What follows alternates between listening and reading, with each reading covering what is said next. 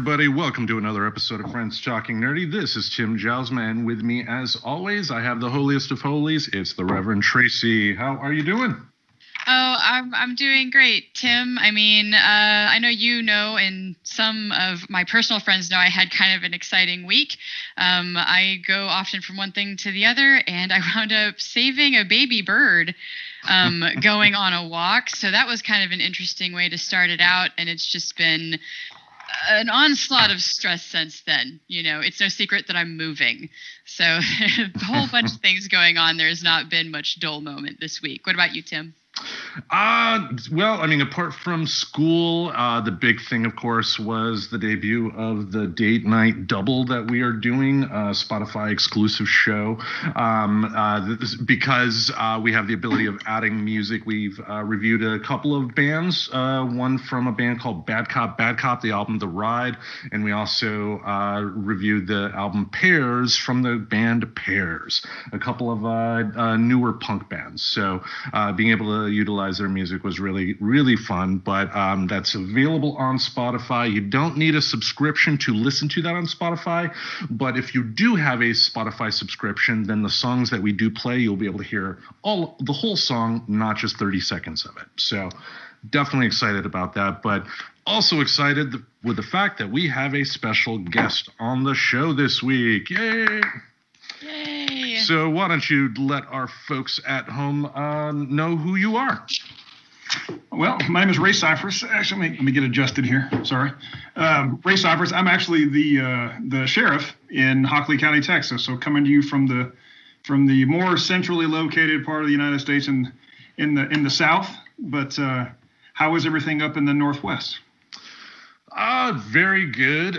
Today was a little bit on the rainy side, but, the weather up here is, coming from Michigan where it's like 90 degrees with lake effect humidity, experiencing the weather out here, it's even at its worst, it's better than anything I've experienced. So. Right. Well, it was very mild in the 80s today. So so it wasn't too terrible down here. Nice. Give it a week or so, that's all going to change. So. See, I'm going to enjoy the weather, the rainy, drizzle, cold that I've been used to before I just go right into Maine, where I'm just going to expect to be buried in snow most of the time.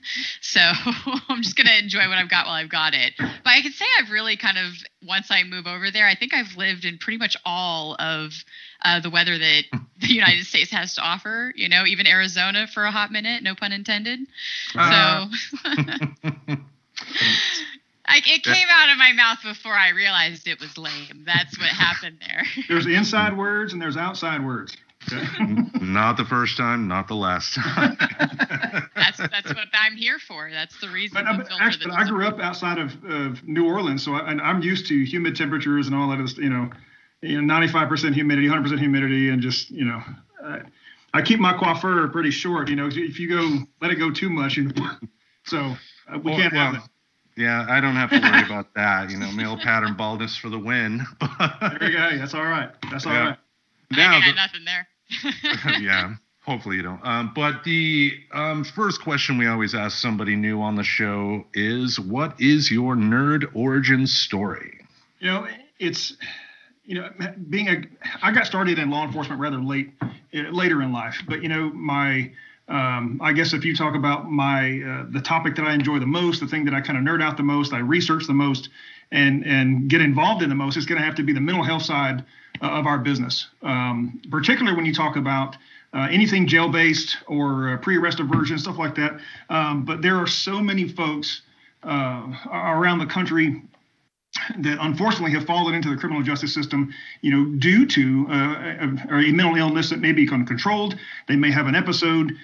So one of those things that I advocate for the most, one of the things that I really get involved in the most, particularly, I guess it's my mountain to die on, so to speak. It's my non-negotiable is that this is something we have to address and do it in a responsible manner that's going to be best for those who are involved. So my topic, I guess, or my area, it has to be definitely the mental health issue within the state of Texas as it relates to us, but definitely if you look at very broadly, it affects everybody across the country.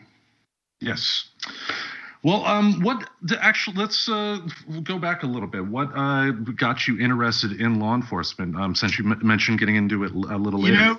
When I was as I said, I lived in Louisiana for a while, and actually, I was a reserve deputy for the Calcasieu Parish Sheriff's Office. Spent about a year doing that before I moved to Texas. I went to school in Lubbock, and while I was there, really truly got that that service bug. This is what I want to do. This is really a calling. It's something that you feel like it's not something you just jump into and decide, what, I want to be a cop today. There really is something to that. We have the service mentality.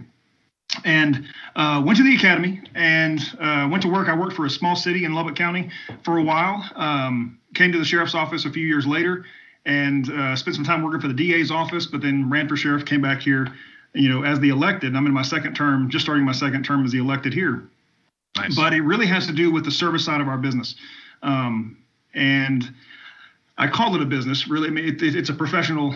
We have professional standards. We have training. We have, and there's definitely a way of handling things. And I think that's really what drew me to it is that you can affect an immediate change in someone's life.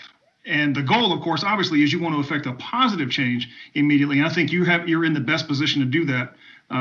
This job, I have said for years, is the ultimate backstage pass, and that we see everything. Sometimes you see the best humanity has to offer, which is preferred, yay. And then sometimes you absolutely see the worst humanity has to offer too. So, there are things we have to deal with when you look at mental health, not just from, the general population and those who are justice involved, but also the officer side. There is definitely an issue with the mental health within the peace officer, within the officer community also. So I'm really drawn to that. And if I want to make a change, this is the area I want to make a change in. Nice. Well, what are some issues that you're facing that the general public may not be aware of, I guess, in terms of your everyday fight? Now, with mental health, now it's been no secret that since the 80s, funding for mental health nationwide has been kind of down. How does that make your job tougher? You can go back even further than that, back into the late 60s, even the mid 60s, when they began the deinstitutionalization, where you have the mental hospitals. And in a lot of cases, this was necessary. Now, the conditions were not always great. We know this. But they started pushing these folks back out to the local communities and made it more of should be a local community effort to get involved, to offer services and provide connections to these folks where they need to be. So some communities, more the urban areas, obviously you had access to more resources, more financing.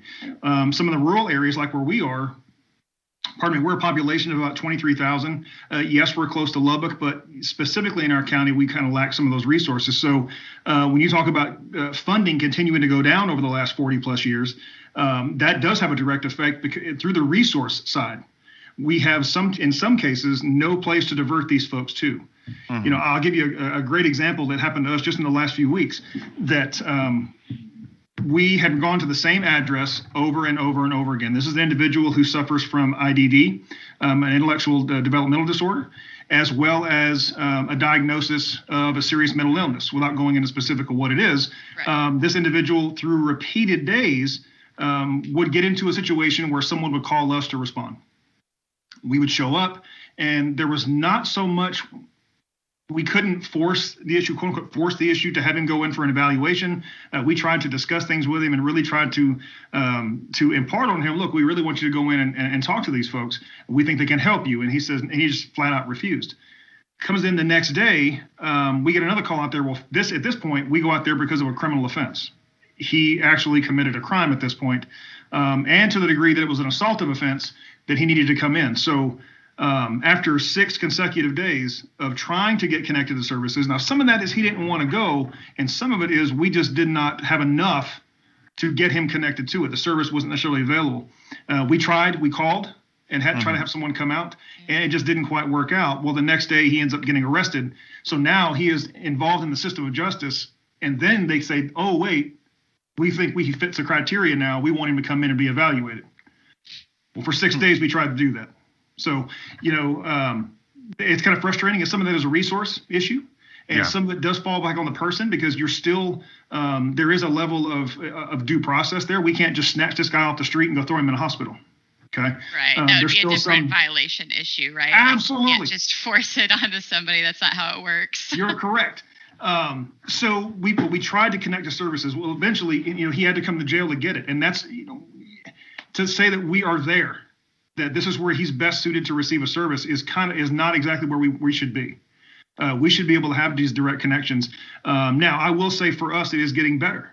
The relationship we have with our local mental health authority, because again, going back to your question, now you got to remind me, I chase rabbit trails sometimes. So, but going back to the original question, with the defunding and the reduction in funding for local mental health authorities, it does have an impact on how many services they can offer, the scope of those services, and what they're allowed to actually do or what they're able to do. And then here recently, one that's going to affect the state of Texas in a big way is the 1115 transformation waiver money that is not going to be refunded. So you're talking about an area like we have in the Lubbock region where StarCare, our mental health authority, is located. You're talking about millions of dollars worth of funding that is not going to come back. So that's going to have a direct impact on services that can be offered locally in our county and in the adjoining counties around us. So it's all about, with many things, and unfortunately it has to be, but it's all about money. It's, you have to have that funding. So one of the things we've been fighting for is trying to raise that level of funding for these local mental health authorities, because if the problem is going to be pushed back out to the local communities, we need to be better situated so that we can take care of those, so that we can actually offer the services that are necessary. We're in a better position now than we were a few years ago, but we still have a whole lot of work to do. Yeah, it's one thing to be like, yeah, of course there's like a tightness of resources and things, but it's like, oh, well, I guess there's no resources. Right. And then don't do anything about it. But I love that approach of like, trying to get resources out there, because if you can't do this type of service, and then there's a lot of people that question, should you? That's been a huge topic, is should police even be responding to mental health calls? But if the mental health authorities also don't have the resources to send anybody out, well, then what? So nobody goes?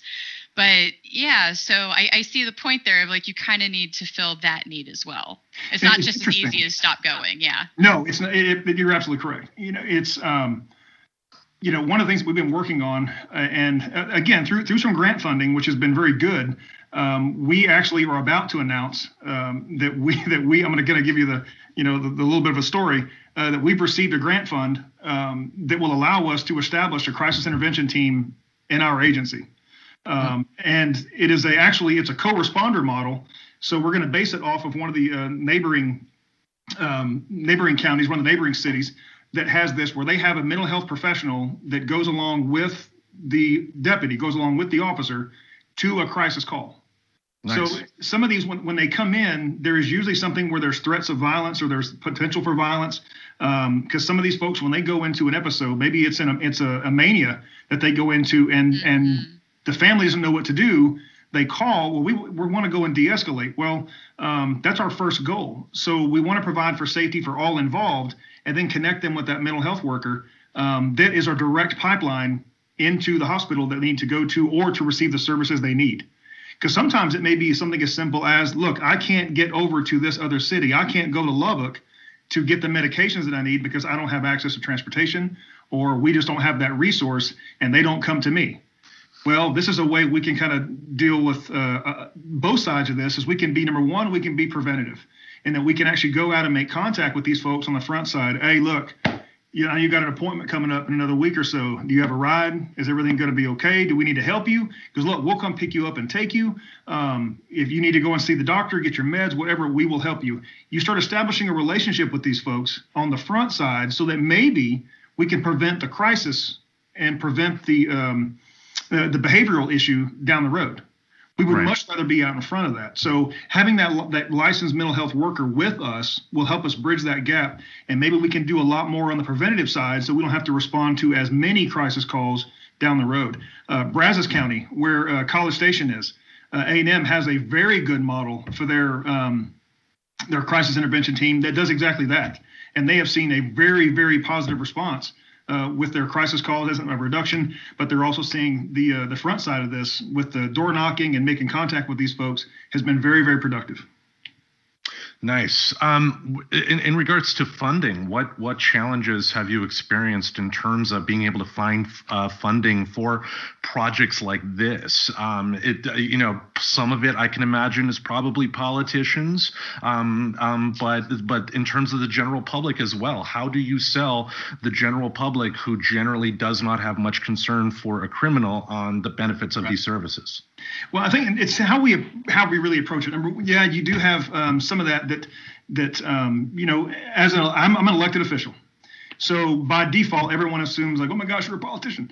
No, I'm a lawman first and foremost. I'm a peace officer first and foremost. I don't see while I have to run with the national party stuff, my goal is to make sure that everybody has access to the same services across the board, and that there is equity, and that there is equality, and that the law is applied equally, regardless of who you are, what you look like, where you live, what you drive. None of those things matters. It is to make sure that the law is applied equally. So there are some folks, obviously, when you get into the politician world, where that is where funding is decided. Like right now, our legislature in Texas, we have a part-time legislature. They meet every other year for 140 days. We're coming down to the end of that 140, and now is when the bills are really starting to move, and this is where appropriations are being made. So 2 sessions ago, there was a big push to fund mental health, and that's where some of this grant funding came from, was in the 17 and the 19 legislative sessions. So now we're pushing to make sure that they're refunded, and in some cases getting more funding. Back in 17, when that money was allocated, it was really to fix up some of the mental health hospitals in Texas. We have so many facilities here. They are older. They are run down. Yes. Hundreds of millions of dollars that was allocated for these hospitals, for the state system, but it just didn't quite do what we needed it to, because we need more hospital beds. Back about a decade ago, there's a graph that talks about the number of hospital beds that were available at the state level. The forensic beds. And this is somebody who may have been arrested, who needs an evaluation to see if they're competent. And if they're not competent, we need to make sure that they have access to care. So the hospital beds was going down at the same time the need was going up, and they crossed at some point. So here about a decade ago. So we have been running consistently higher. The need is way more than what's accessible. So some of the funding was supposed to add more beds. It didn't add near as many as we needed. So I have someone in my jail right now that I just sent to a local competency program that only had to wait weeks, whereas I had somebody 2 years ago who had to wait 15 months to get into the state hospital system. This is an individual who suffers from a serious mental illness, who is charged with a crime, whether it was a crime of violence. To be sure, this individual is going to see that case out. But the wait time just to get him in for an assessment to see is this individual, to restore the competency, took 15 months. So some of the funding is we need to make sure that we have enough beds to send these folks.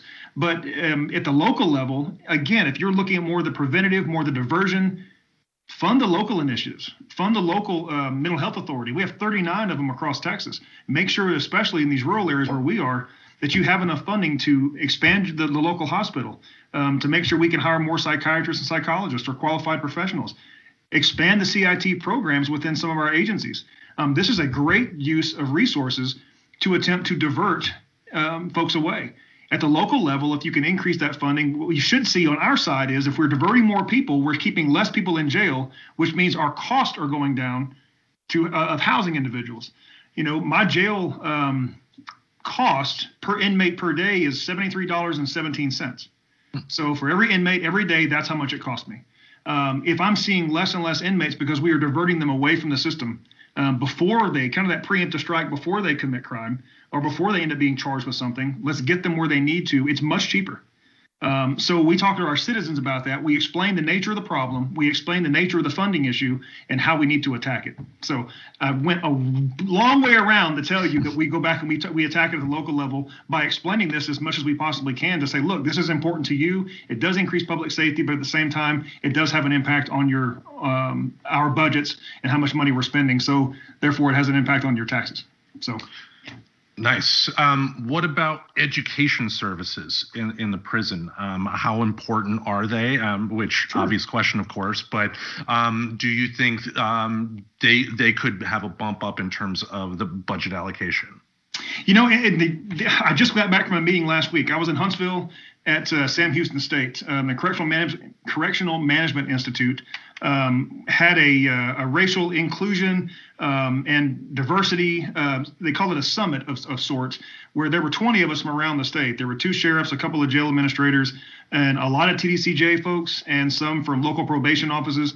But these are executive level folks, Region 3 director, and you have wardens, but 2 sheriffs, and they really wanted our opinions about some of this. And some of the question was, what about education programs? I think TDCJ, every facility here, and I can speak from the Texas side because I know more about the Texas part of our system as opposed to the national.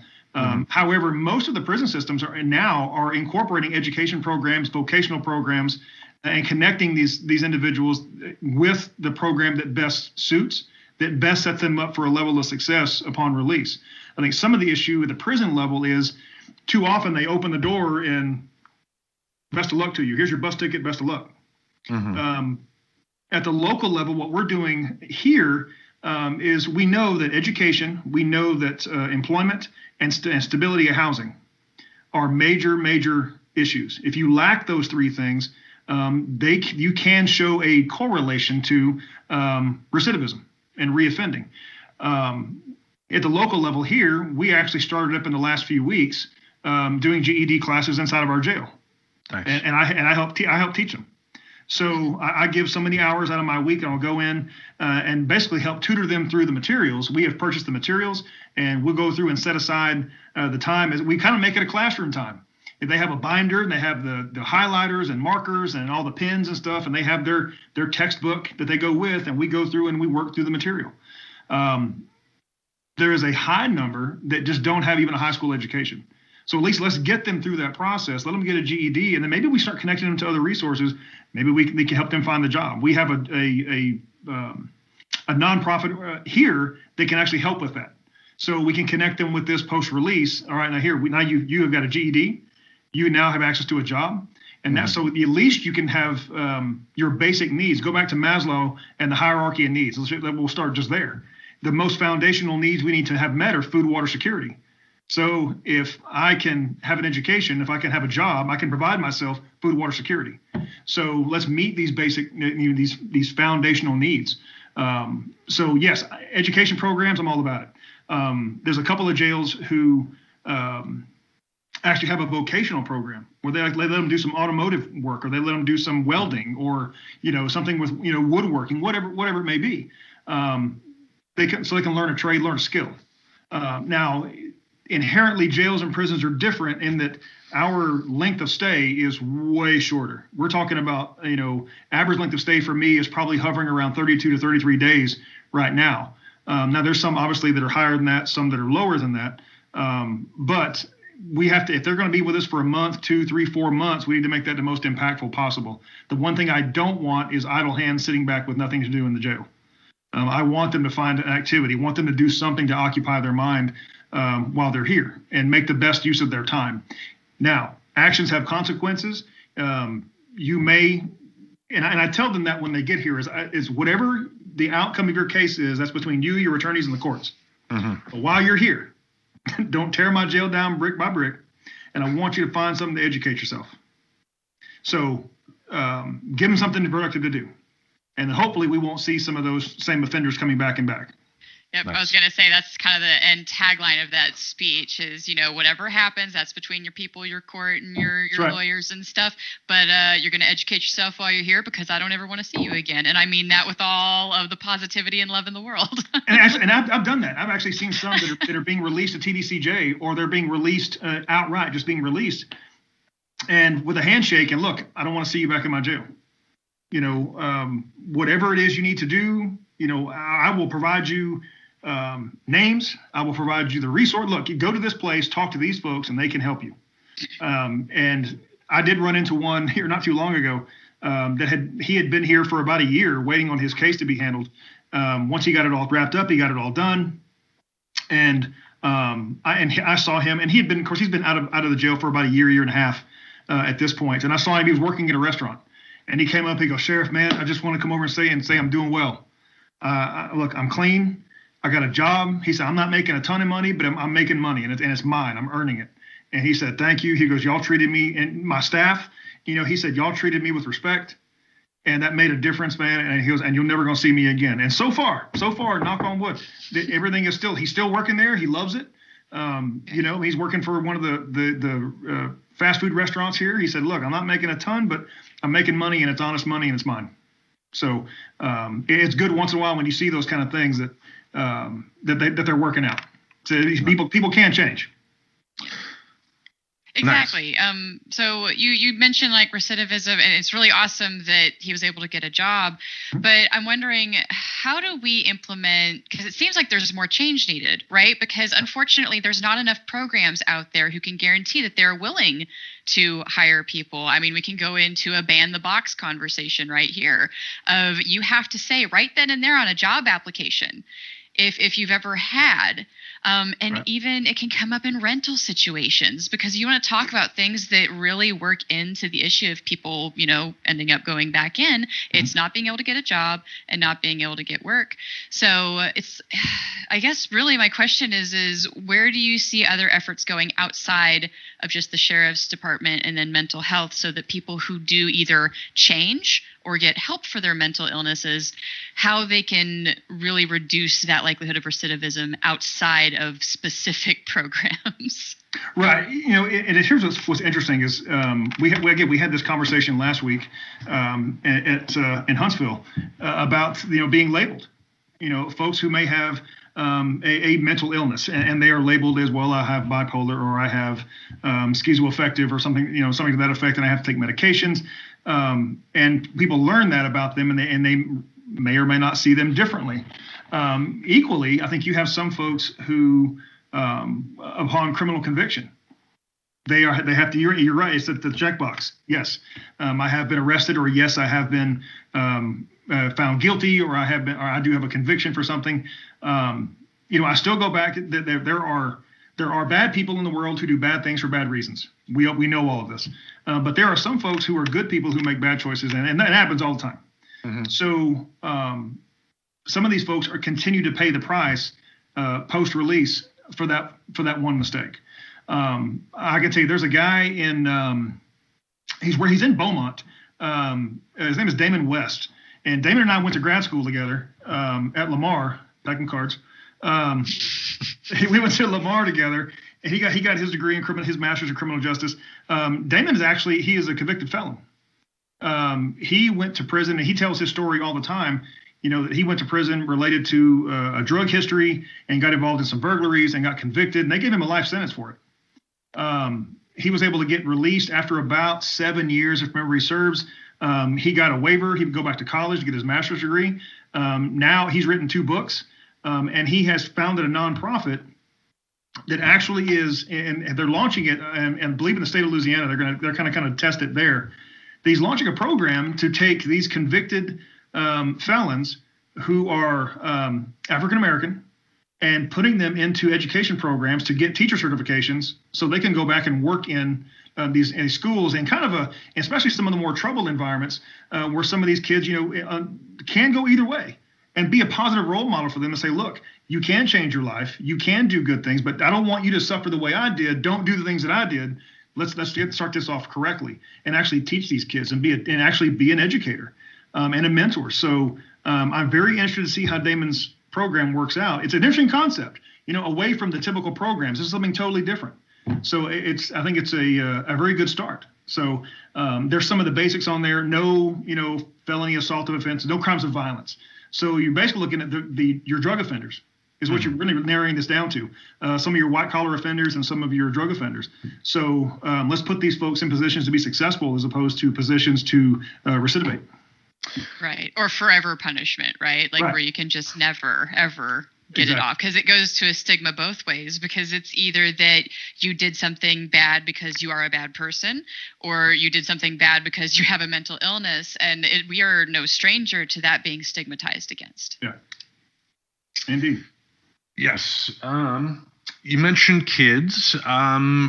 How kids mess up, kids get in trouble a lot. They do, and sometimes they do have to visit law enforcement for that. How do you think they should be dealt with? Do you think there should be instances where like a 13, 14-year-old should be brought into the adult population? Do you think they should stick with the juvenile population until they reach a certain age? What are your thoughts on that? I can tell you what from the local experience, from what we deal with here. Juveniles will never interact with the adult population. There is not an instance at any time in any manner that a juvenile will be actually detained in my facility, in my jail, or in jails in Texas. That is not going to happen. The law is very specific. Jail standards, the way we run our jails, are very specific about that, and you have to have individuals separated by sight and sound, but there is not an instance where I would have a juvenile incarcerated or detained in my facility. There are facilities for that. We have 2 just in our region where if a judge determines that they need to be detained, they'll be transported to a juvenile facility. And the juvenile law is it's very specific. We may go and detain someone. Say you have a juvenile 15-year-old who assaults a mother. This is a common one. Assaults mom or assaults dad. Get crime of violence, misdemeanor, family violence assault. We contact juvenile probation, and they contact the facility to say, look, here's the nature of the offense. Here's what we have. Do you have a spot for them? Yes or no? Or will you accept them? Yes or no? And here, especially after COVID began, those number of detentions went way down because they were just not accepting in for certain crimes. It was going to have to be a crime of violence, a felonious crime of violence, to be accepted in. So if you do detain them, you have so many days to put them in front of a judge. And it's usually, if it happens on a Friday, Monday, you're going to be in front of a judge. And then there will be a hearing to determine, do we need to detain them for 10 more days, or are they okay to be released, and then follow up with a mental health practitioner for an assessment, because they will all be assessed. And that all goes into their cases. So will they go in the adult population? Not here. Can they enter into the adult court systems? Yes. As far as their charges, depending on how serious their charge is. But I cannot see an instance where, and I have yet to hear of one, where a juvenile 14 years old is put into a county jail or goes to a TDC facility, an adult facility. Okay. I can't see that happening.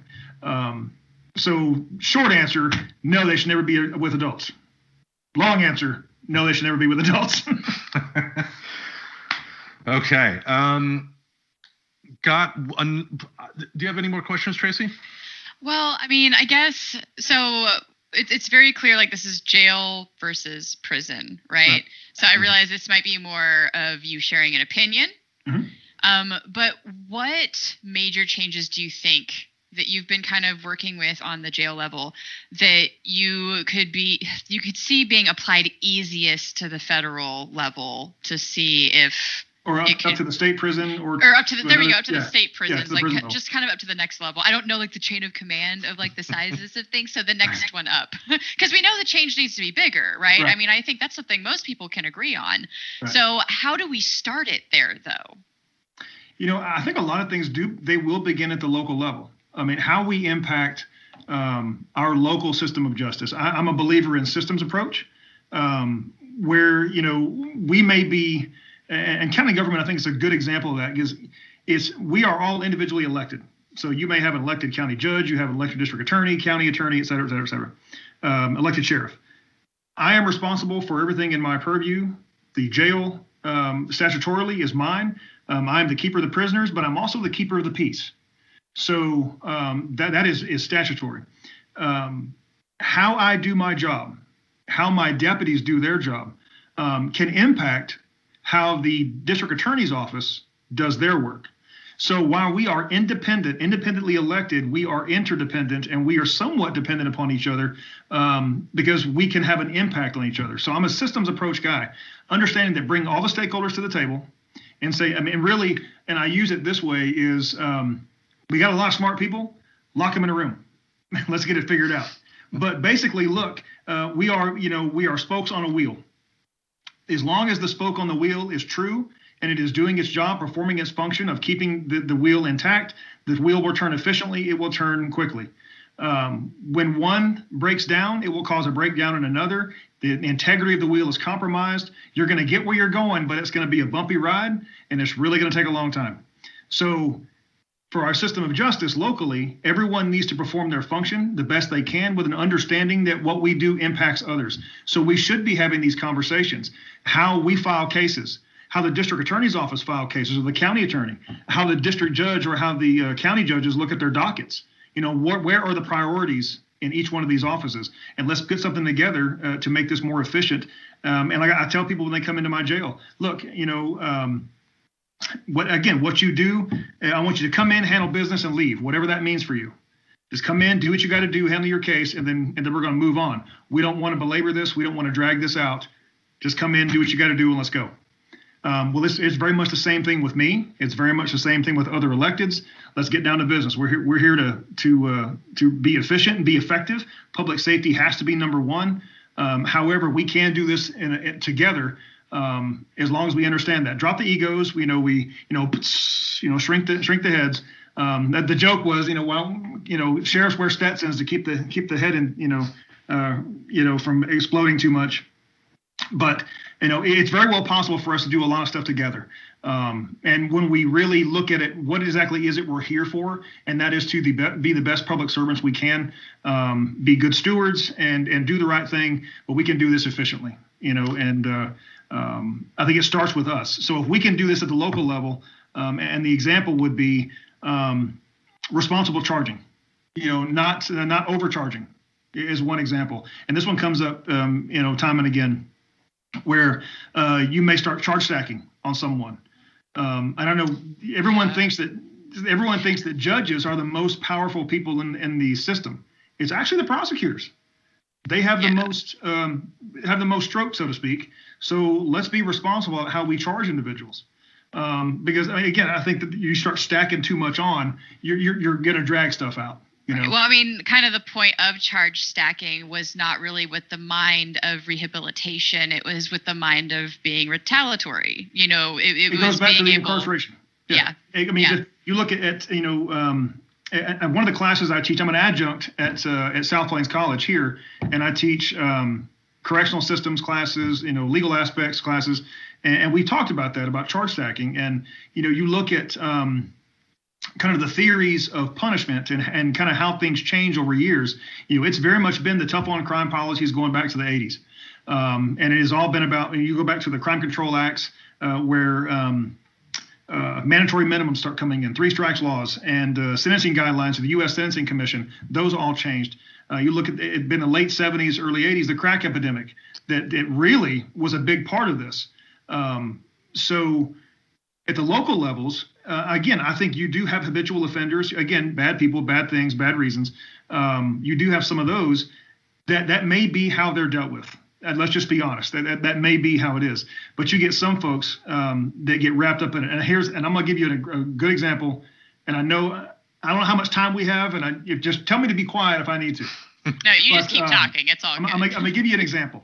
This guy is a local here. We have been dealing with him off and on for years. Always minor stuff. Okay. No crimes of violence. This has always been minor stuff. He will get arrested for trespassing, and he'll go into a convenience store where he knows he's not supposed to go. And the convenience store owner or the manager is like, look, I want him arrested. He knows this, so he gets arrested. He gets out of jail after about 30, 60 days. Pardon me. He will steal a beer or steal something. So he will get arrested for trespassing and theft. Well, in the state of Texas, you have 2 convictions for theft. The next time it's a felony. So this gentleman has gone into, and this all stems from 2 things. It stems from a mental illness, and it stems from a co-occurring substance use disorder. So he goes back in where he knows he's not supposed to go because he does not have his medications. He does not have someplace to stay because his family will throw him out. So he's like, well, you know what? I'm going to go to jail. He goes and into the store. He will go steal something. Well, now he's been charged with a felony for stealing basically $20 worth of stuff that they got back. I mean, it wasn't something that that was lost forever. They got this back. So to me, and I've had this comment, I get it with the trespassing, I get it with the theft, but he did not just go and embezzle $500,000. He didn't go and steal someone's car. This is a guy who went in and opened a beer or took a bag of chips, or do you know what I mean? Something like this, something less than $20. That now that $20 is now saddling with it's a felony charge that he is now being detained on, pending the outcome of will he be indicted by the grand jury? Will he even file that charge? So when I talk about charge stacking or I talk about enhancements, that's an example of a bad way that we do enhancements. Now you may have some on the other side that this guy is a habitual. Maybe I have one right now that has sexual violence, where this person has prior convictions for assaultive offenses and has been convicted of those, and then now reoffends in a more serious manner. Now, this person may actually end up with a higher punishment range because of the prior histories. More appropriate use, quite possibly yes. But the first example is no. If we talk about responsible charging, I would say let's be smart about this with a felony. Yeah, I would say there's a huge difference between somebody's behavior escalating and somebody kind of just doing the same thing. The same thing over and over again. Same thing over and over. And it sounds like he had actually done that with more of the intent of having a place to stay. Because it goes back to even, and I hear it, the social narrative of wanting, you want to blame the criminal, right? Because the criminal's the bad guy. So them being, going back or repeat offenders, it's always their fault. But you have to realize that if you don't have family to stay with, sometimes you can be discriminated against even getting an apartment. And that's if you were lucky enough to get a job. So it's just not that simple, I guess. Well, but he has the illness, or he has the mental illness, and the co-occurring disorders that go together. So he will be off his medications, and then he will start to act out, and the family would just look, you can't stay here if you're going to behave this way. Well, he'll come in the jail. He'll get back on his medications. He'll be clean from the controlled stuff, the illegal stuff. He will be off of those. But we get him also regulated back on his medications that he knows he's supposed to be taking. He goes and back out into the world, and he could be successful for 3-4 months before medications run out, and now he's back on and uses a substance, and then the whole thing begins again. Because where do you get the refills, right? Right. So I've said this, for years, that we really have to find a way to do something to break that cycle of arrest and release and arrest and released. When you talk about the drug issue, we have to look at it from both sides. Yes, this is an addiction. Yes, this is a health issue. Also, we need to find a way to prevent a lot of this proliferation of dealing that's going on in our communities. We had two got arrested this morning who were dealing drugs across the street from elementary school. So, and the substances that they recovered, this is not like somebody who was selling a dime bag of weed. This is somebody who's got heroin and methamphetamine, and really, across the street from an elementary school.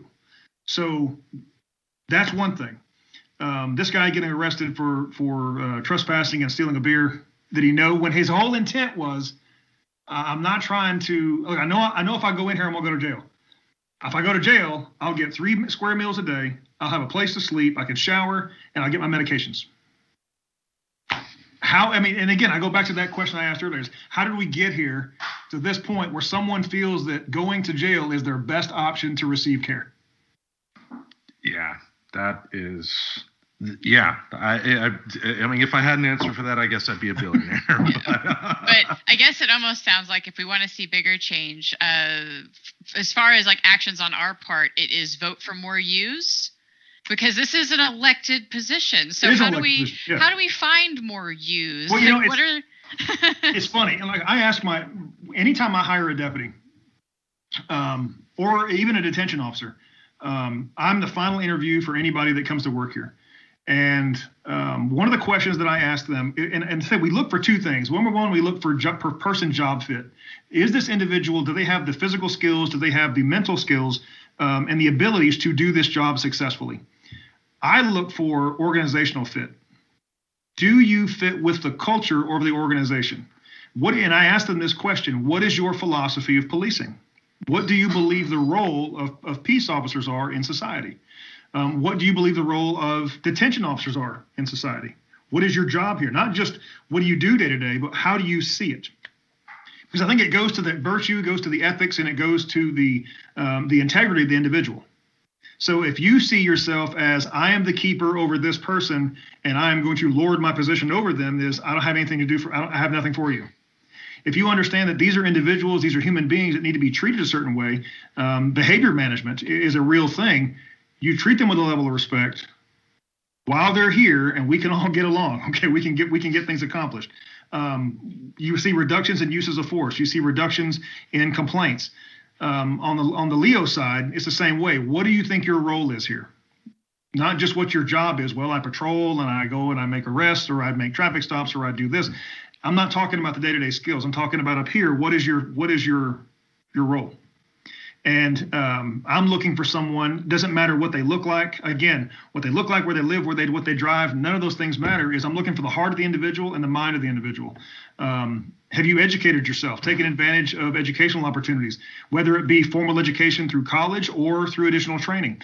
But I really want to get to the heart of, what do you believe? Who are you? Who are you people? And what do you believe?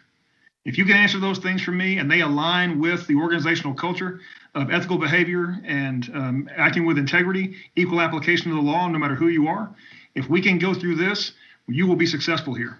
And we can actually have a good relationship with our communities. And I think that's why our relationship is what it is here with our local community. Is we have folks who understand what our role truly is. We are here for public safety. Yes, we are. But we are not here to mistreat individuals, whether in our custody or out of our custody. And I really, and it's good. I mean, I think a lot of administrators believe that. And I think largely that's what people believe. We enter this job and enter this profession because we want to make a positive change. We want to make a positive difference. Sometimes there are those folks out there who lose sight of that, and we need to deal with them. I think nobody likes a bad cop, and nobody hates a bad cop more than a good cop. Mm-hmm. I've worked way too hard to have someone tarnish my badge for me. So I think we're very particular who we hire, and I think that we are a sought-after employer. People really want to come work for us. I have somebody doing a ride-along right now with one of my supervisors who wants to come work for us. So he's kind of getting their version of my lecture of who are you, who are your people, and and what do you believe. So let's see if you actually align with the values and the organizational culture that we establish here in the climate here. So we need a lot of that. Yeah. We need a lot of that. Now you mentioned training, and now we've discussed like prison reform on the show before, and the information I've come across, I guess nationwide on average, it's like 28 days of training to become an officer. Does there need to be more at the prison side? At the prison side. No, that's not talking about at the prison level. Well, I'm talking about just policing in general, policing in general. Okay. Yeah. Actually, again, as an adjunct here at the college, I teach academic classes and cadet academies. Our cadet academy actually is the one that starts here in a week and a half. Well, not this next Monday, but the Monday after that is when this next one starts. They'll go 6 days a week, 10, 11 hours a day, all the way through August. Nice. So our academy, if you look at it from the number of educational hours, is over 700. Not to mention the extra stuff we throw in on top of that. We've expanded the crisis intervention program from 16 hours to 40 hours across the state in the basic academy. It used to be you would get a 2-day, a little bit of an immersion in mental health and crisis intervention. Well, now they've expanded that to a full 40, and then you get the rest of that when you come out. There's much more access once you get out. But we have 9 academies that can take 9 months. And we have some day academies that can take about 3 to 4 months to accomplish. And then some agencies will have a 6-month academy. We will go through a full one here. You will be certified and you'll be licensed. But even when they come to work for me, I put them through another 4.5 months worth of hands-on training. Nice. With an officer with them. So they don't, some agencies, this unfortunately has happened where they hire an officer with no experience. Here's a set of keys, here's a set of handcuffs, here's a badge, here's a gun, go patrol. When they come to work for me, they will have to work 2 weeks in the jail. That's my version of an immersion, is that I think you learn how to communicate. So I want you to see that side of our business, what goes on inside of our detention facilities and how our jailers do their job. And it gives you a new respect for what these folks deal with every day. You can't just go drop a prisoner off and rile them up and, hey, good luck with that. Have fun. No, we don't do business that way here. So they get an immersion into the jail culture. And then second, they'll go out there and I'll have them on the road for the 14 plus weeks with a field training officer. And I have the right to expand that up to so many more months. Mm-hmm. And then if they come through that program and I've expanded it and I've given them remediation and they're just not cutting it, they got to go. I will not field train. I will not release someone from field training that is not fully prepared to do this job, mentally or physically. So fortunately, I have not had to do that. Everybody has been able to successfully complete our program. It's rigorous. It's not an easy thing to do. So, and most agencies, I think this is where some things the general public doesn't know, and I think this is missed in a lot of some of the talking points, in that most agencies, when you have a professional standard, you have a formalized field training program that outlines exactly what it is we expect, and here's what we train our officers to do. In 2000, I came in office January 1 of 17. It took me over a year to get our policy manual where I wanted it. So to actually increase the professional standards here and the policies and the procedures here to give them specific guidelines. Here's the playing field. Here are the rules. Here's the boundaries. Stay inside of them. And everybody was trained on those. We have standards and policies that cover everything from bias-based policing.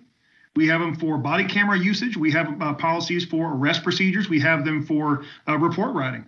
We have them for working off-duty security, if that's even accessible to you. So we cover as many things as we possibly can. Pursuit policies and uses of force policies, different less than lethal options that we have. When do you use those? When is it appropriate? And what do you do after you use that? How do you document that? Most agencies that have a comprehensive manual like that, you will find a higher level professional standard. You will find a better officer. But I think it also goes down to hiring the right folks too. So, yeah. Okay. Last question, unless you had something to say, Tracy. Oh, no, I was just wanting to clarify. So it sounds like the required training is different depending on, the location that the individual office is, and especially like possibly who the sheriff is. It is. No, it truly is. Hashtag vote, people. It is, and that's the thing is you ask these questions, and that was one thing that even our jail policy manual was non-existent when I got here. We did have some standards that were required by law, and there was only about 17 of those, and we actually, I think I've got now over 50 that we put into place that outlines everything. And every word on that page, every letter, every syllable, we are accountable for every single day. So it's imperative that they know it, that we're responsible about what we put into place. There was one agency that had a use of force policy that said basically in Texas, Chapter 9 of the Penal Code outlines uses of force, what's appropriate, when you can use force. The general public as well as officers. Their policy read, see Chapter 9 Penal Code. And that's just not acceptable. So we got here and I was like, we're going to go way beyond that. So we have, yes, here is what the law says, but here is what we say. Here is what's acceptable. Our policies in some cases are more restrictive than the actual state law. So, and then again, there's different agencies that have that. So Tracy, to your point, it's depending on the agency, the location, the administrator, a lot of things. Resources is a big one. Resources. We have a lot of agencies in Texas that have 1, 2, and 3 officers total. So what does the professional standard look like for an agency that has 2 people? What policies do you, but I think there should be at least a minimum level of policy that goes into place. State law is one thing, but here's how we do our job. The penal code is the law we enforce. The code of criminal procedure tells us how we do it. At the agency level, it's our policy manual that tells us how we do that. So everyone should have one that's as comprehensive as possible. And it's a living document. It's one that continues to evolve and change because, again, policing changes and society changes. policing is not what it is today. It is not what it was back in 2014. Go back to Ferguson and Michael Brown. Things that came out of that. For example, body-worn cameras became the norm after that. Before that, next to no one had those. The biggest test they had was in Rialto, California in 2012. It took another 3 years for it to become the norm. And it took an incident like what was going on in Ferguson. And then Eric Garner and Freddie Gray and the incidents that go beyond that. There's something that has come out following those incidents that, to me, I think makes policing better. It makes you, and it's unfortunate. Do not get me wrong. I don't want anybody to misunderstand. Oh, yeah. Don't take it that tragedy is good. You don't want those incidents to occur. But if we can learn something from the actions of others, like I can be like, that's not going to be me. That's not going to be my agency. We're going to do everything we can to do things the best that we possibly can and make sure that everyone is trained accordingly. I'm a big training guy. I really want our guys to have access to more hands-on training. So I think the more educated you are, the more trained you are, the better decisions you make. So I definitely want to offer that up a lot more than some. And we have a college here that we can draw from that offers training all the time. So, and it's local and it's free, but it's good quality training. It's not just not as simple as opening up a computer screen and watching a video for an hour. We do hands-on exercises. We put people through their paces and we make them work. So a lot of agencies have access to that. It's just, let's go out there and let's go make it happen.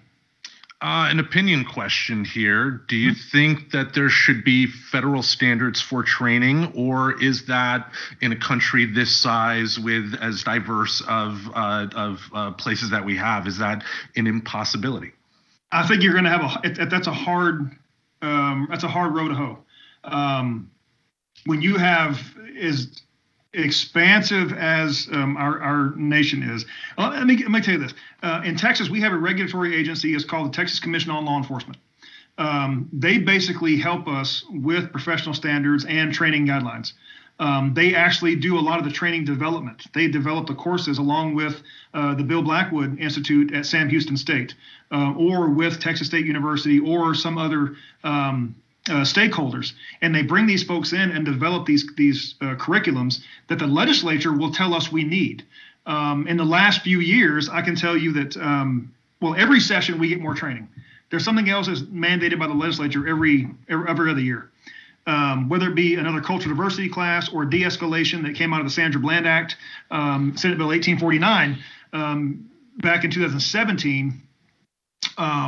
Where they had de-escalation classes. The CIT portion expanded in the academies, and then we did these extra steps. Some of the training in the jail even changed. For jail officers changed. So we will continue to see those, I think, and the state will mandate that and regulate that. Every state should have a post that actually are peace officer standards and training. We have one here.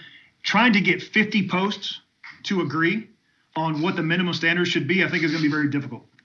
So, and then I know what the state tells us and what my mandates are from the state. I couldn't imagine the feds coming in with another mandate and saying, you got to do this.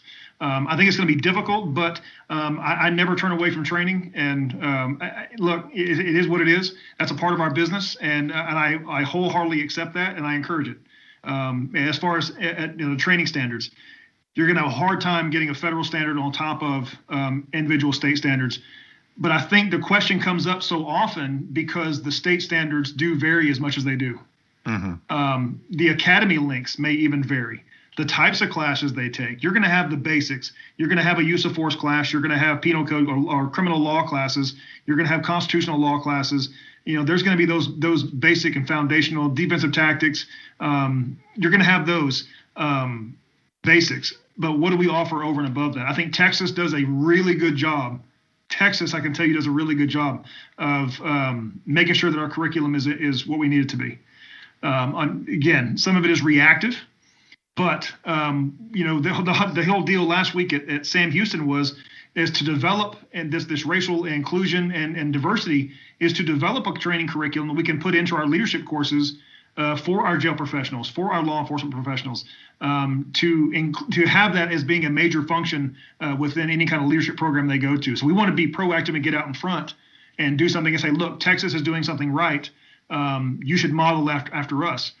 An example is our mental health training program for jailers. We didn't have one up until a couple of years ago, and Texas went and developed the one that now is the model.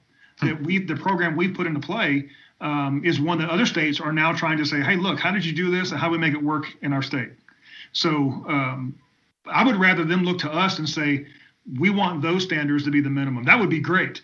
But again, I go back to, I think it's going to be very, very difficult to get 50 states to agree on a policing on minimum standard. But at the federal level, one never knows. Down. And then just to have something mandated down, that might not necessarily go so well either, because then you're telling a whole bunch of people how they have to do it differently. Whereas what you're kind of talking about is, let's just make a bunch of examples, because then when you're doing something and another jurisdiction or whatever the next door state, wants to start replicating that, that's where they can reach out and choose to update those things. Because, some might like to have less prison population, for example. Like, that might be a goal that's worth shooting for. Yeah. And if you notice a neighboring state is seeing reductions, and that information is publicly available, is it not? Yes. So that is something they could research and see, like, well, if we'd like to see our stuff go down, let's go see who's doing it. Yeah. Rather than an enforced, like, and I think this is how everybody's doing it now. Across the country, even, how diverse our populations are, number one, but even going from urban to rural areas, or more metro areas versus rural areas, or frontier type areas that are very less populated, policing is going to be different in every one of those communities. Minneapolis is different than Houston, that is different than New York City, that is different from Los Angeles, that is different from Hockley County, Texas. Mm-hmm. So something that you may require in a major urban or major metro area may not be practical in a smaller area like we have. It may not even be possible in a smaller area like we have. But that's what I think, that the individual states, their individual legislatures, I believe they do take this up fairly regular. I think you look across the country right now, you're seeing a lot of legislation that's being filed related to uses of force, particularly, number one, uses of force. We're seeing it in Texas also, where there's the ability to arrest on fine-only offenses, Class C offenses. That's being taken up here, I believe, tomorrow. I got an email about that from one of the legislators. So every state's going to address that, and that's going to have an implication with a training standard. So every state does those things. It's going to be very difficult. Again, I'm one more swipe at the dead horse. That it's going to be one. It'll be very difficult to get all 50 states to agree on a minimum standard.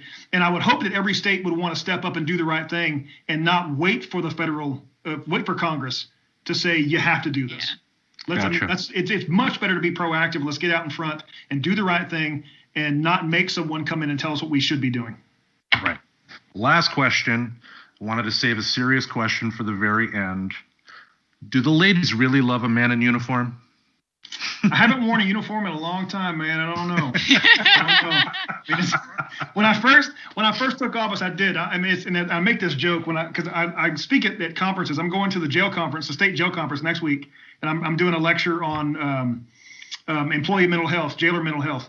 But part of the first lecture that I gave there a couple of years ago, I talked about coming into office, and man, I was going to look sharp. Man, I was going to wear the uniform with the shiny badge and the little star, and I was going to have my award ribbons and stuff, and for all the stuff I'd done, and my education, and I came in and I was looking sharp, and it didn't matter that I was still, on the inside, I was the dog who chased the car and finally caught it, and I'm like, what in the hell do I do with it?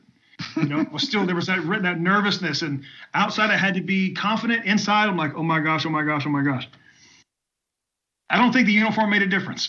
I like to think that it was going to, that I was going to actually oh my gosh, he looks sharp, he looks professional. I was like, I wear a shirt and tie day to day, and I don't know. But early in my career, I can tell you that it probably was accurate. I'm older now. Well, I really appreciated you taking some time out of your day to be on the show here. Thank you for the invite. I think this is awesome. Yeah, as Tracy may have told you, I make no secret about being, progressive as the day is long, but I do feel it is important to have, communication, sure, especially on important topics like this, because, if you go to stuff like social media, it's a cacophony of noise and people yelling at each other back and back and forth, instead of just shouting slogans. I would much rather try and use my platform to try to foster some communication. So thank you again for being on the show. Oh, thank you. I think you're absolutely correct. It does no good to jump on a keyboard and type out something and then not listen to that song. I think if you really want to affect any kind of change, and again, I go back to the system of justice is not supposed to be political. Mm-hmm. It's not supposed to be left or right. It should be about equal and fair treatment across the board. The law is supposed to be Lady Justice. She wears a blindfold for a reason. It's supposed to be that way. And if we really want to have any kind of substantive conversations, change, we have to have those substantive conversations. Be willing to sit across the table from folks who may not agree with us and say, look, here's what I think. Here's why I think it. It can't just be, I think this because, I think this. No, and like I teach my college kids, I want you to form your opinions based on data, on fact. Here is history. Here's what history tells us. Here is what we know to be true. Now I want you to form your opinion. Do you believe it? Yes or no? And then tell me why. Back up your opinion with some type of a data. I'm a practitioner in law enforcement, but I'm also an academic weenie. So give me some data, give me some research. Tell me, show me that this works.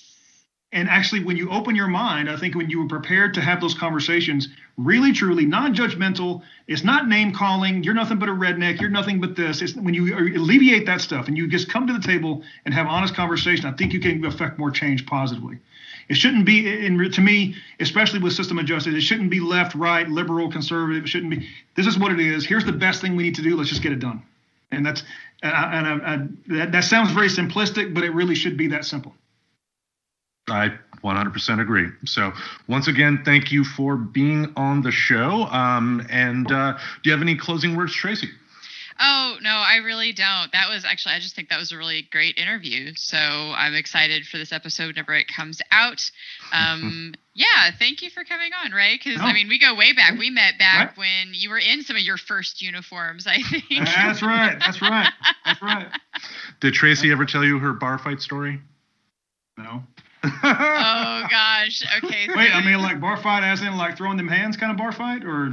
Okay. See, now you know me, so you know I'm not a fighter. So it was really more of a fight that I was in after I was knocked out by it. But I'll either see, that pace is worth it. So maybe I'll hop back on the call after this and tell you that story. Wow. All right. Okay. All right. Well, thank you again for being on the show, and thank you all for listening. Tune in again next week. We'll see you later. Guys. Subscribe to Friends Talking Nerdy on iTunes, the Google Play Music Store, as well as Spotify. Remember to support Friends Talking Nerdy on Patreon. Goodbye, darling.